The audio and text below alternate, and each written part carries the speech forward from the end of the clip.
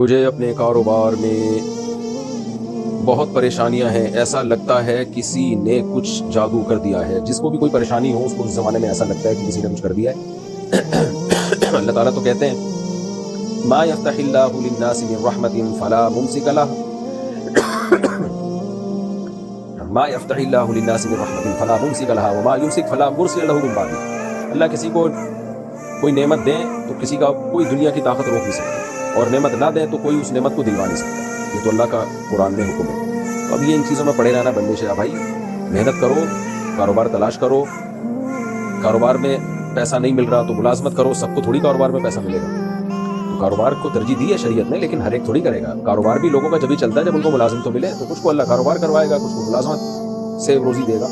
تو جس طرح بھی ممکن ہو محنت کریں، دعائیں کریں۔ میں بھی دل سے دعا کرتا ہوں اللہ تعالیٰ آپ کو کشادہ رزق حلال نصیب فرمائے۔ باقی ان چکروں میں نہیں پڑے، اور عامل وامل کے بعد چلا گیا وہ تو اور الو بنا دے گا۔